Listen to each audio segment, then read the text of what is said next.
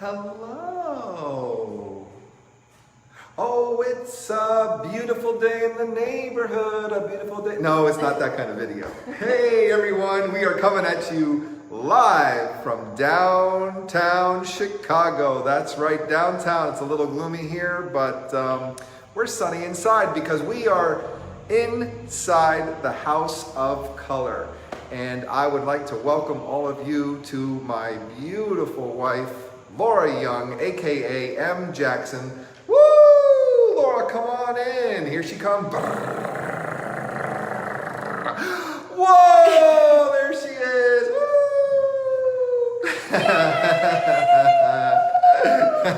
Hubba hubba. Yeah, whatever. All right, so yeah, here we are. And we are going to come inside your mind today. We're just going to dive right into there and see what you were thinking when you put together this colorful show when life was really colorful before we were in quarantine. But why don't you tell me how you're feeling, or let everyone know. I know how you're feeling. I see you every day.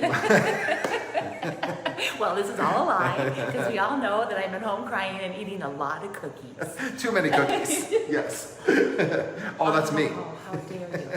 Yeah, I'm doing good. I mean, it's kind of settled into a new routine, a new normal. Actually, finally starting to get a little bit more stuff done, which feels good. Trying to look forward to the future and planning for that. Yeah? Yeah. Whatever that might be. Whatever that might be, but yes, change, not change. Let's talk about maybe a little bit of the past, because you've been preparing for this exhibit. You were for a good 6 months trying to get artworks ready and put together a whole concept. So let's talk about the title for a minute. What is the House of Color and how did that come about? Well, the House of Color is kind of named after a group of my abstract paintings that I have. That series is called In the House.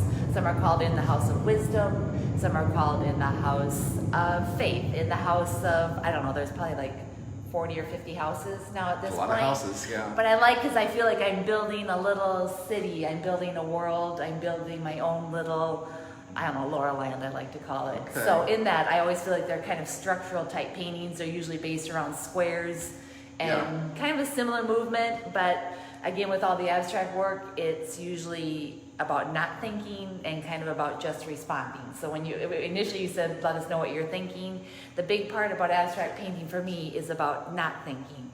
So that is, that's interesting. that's a part of, just going back to the question. But in the House of Color, kind of also revolves around, like, I wanted to try to include every color. I wanted to try some new ways of painting. I wanted to play, and that was just that was a good kind of general idea that I could incorporate all of that in. Yeah. Yeah. Well, why don't you take us in? Why don't we talk about the piece that's behind us? I'll step away and let you kind of talk about how you get in there. That's what I am. It's a scary, scary world. Come on in. I gotta turn the camera around. Hello, everybody. Whoa. Okay, go for it. All right. So in the house, I would say in the House of Color, this is kind of the main piece that incorporates probably all the colors. And this is one time where I really worked on trying to get every color in there. So this piece is called Color Wheels. Most of my abstract paintings are a lot about movement and color and energy, and I think this one kind of has it all. So a lot of the work has swirls in it, it has twirls, it has line movements, it has additional tighter movements that are added later, like the balls, the little dots. Things are added on later where it's not quite as hectic in the painting time. So let's talk about the balls. So a lot of people ask you, why do you add balls? And I don't have a good, I wish I had a good answer. And I like balls, you don't know that. I like circles, I like that. And so maybe that's a good reason. But to me, I know part of it is they always feel like they're a nice resting point, but they're also playful. They add, I don't know, they give it kind of a orbit type feel. A lot of people say they make it feel like planetarium. That's a made up word, is it? Planetarium? Astronomical. Just make up words as we talk today. Planet like or whatever, I don't know. There's a reason why I paint and don't talk.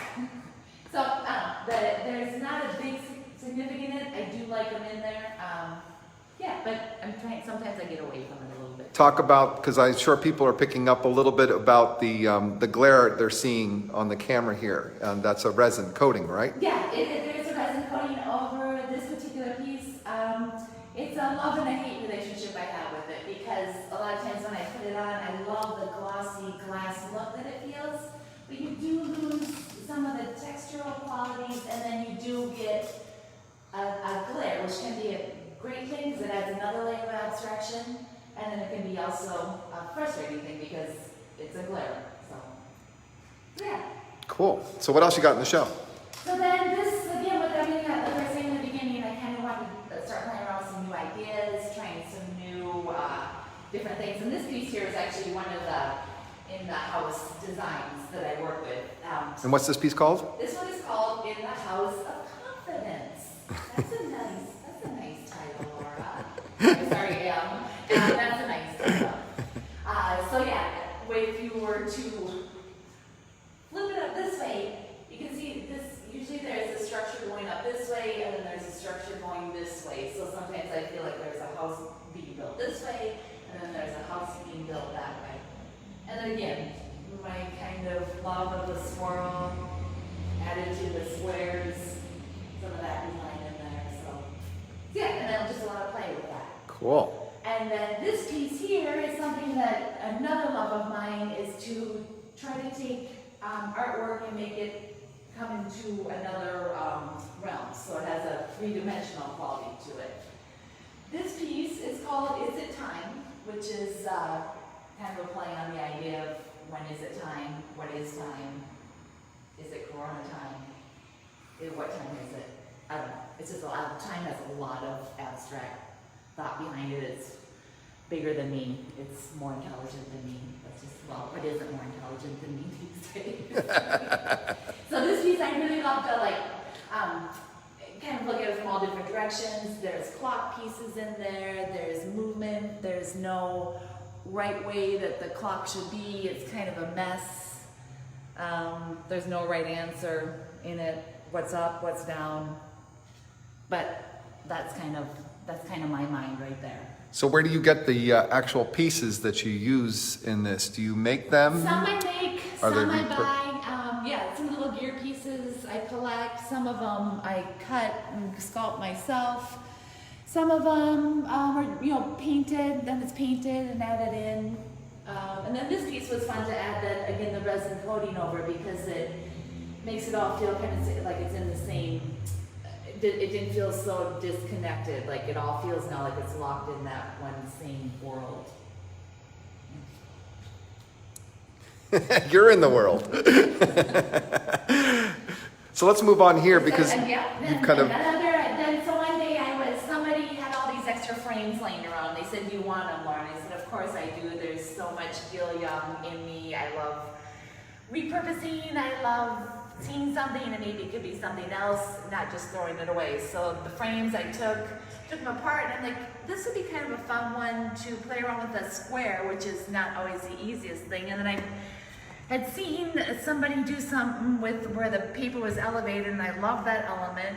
And then I kind of like the idea of the grid, so this was a way to incorporate all that, but then also start to incorporate another thing that I had become a little bit fascinated with was when I do a lot of spray painting, I kind of love what's left over. Like when you pick up the block or whatever, the spray that was left always had these cool effects. And the more you did that, the more layers that kind of started to be in that.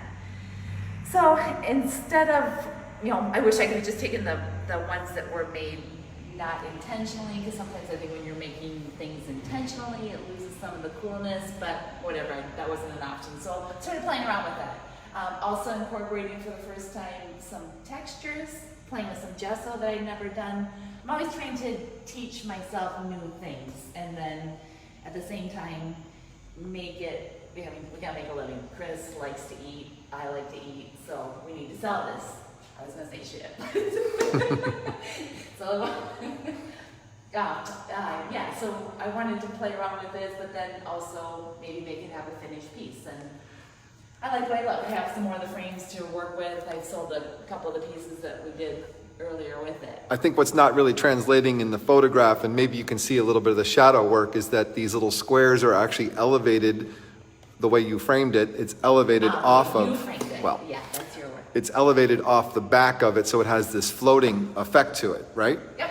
I kind of wanted that element to it as well. Cool. All right, so then moving on, then kind of, again, playing with that same idea, then I really love that. So I'm like, okay, let's do 20 paintings that way because that's how I work. So then I wanted to go bigger. I like bigger. And then again, incorporating some of the same elements that I started in that piece over there. There's the pattern gestural work that's in here.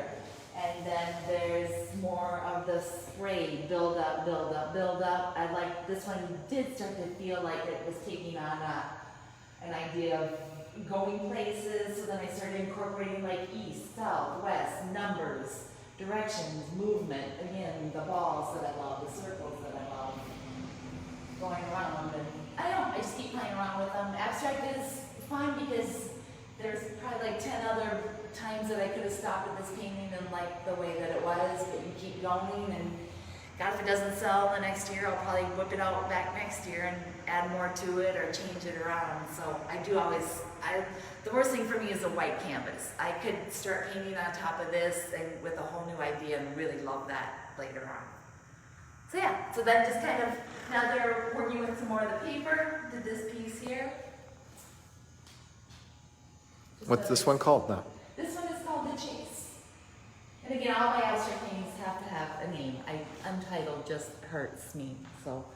And then again, these are some played around a little bit, more samples. I love working on paper, especially when I'm just incorporating new ideas. It feels free, it feels like I can try anything on it. It's not precious. And then I also, one of the other final pieces is a piece that I really wanted to play around with blacks. So black is kind of ultimately very appropriate for the House of Color because black is made by all colors combined. So I love the idea of incorporating that, but also it's kind of set a darker tone, but I want to play around with just a lot of everything's in this one. There's texture in the background, there's movement, there's new, for me, new instruments of painting, new movements. Yeah, so that's kind of a little taste of the in the House of Color here at Jackson Gallery, where the work hangs regularly and not seen by anyone at the moment. Well, there I am again. Hello, everyone. So House of Color is up virtually here at the gallery. You can certainly look in the window. You can go to our website, that is j2gallery.com, and Laura M is offering a 20% discount off of all of her pieces. As many of you know, all of our art shows and this exhibit was supposed to travel with us throughout the entire country, and that's not happening anymore. So it's gracious of you to offer such an incredible discount. You never ever do that. So if you just type in promo code LEE, L-E-E, when you check out at our gallery, and all these pieces are available for purchase. You can certainly contact us if you have more questions. Laura, thank you for taking my the pleasure. time. Thank you for watching. Thanks for being out there. We love everyone. Yeah. Take care, Bye guys. for now. Thanks. Adios.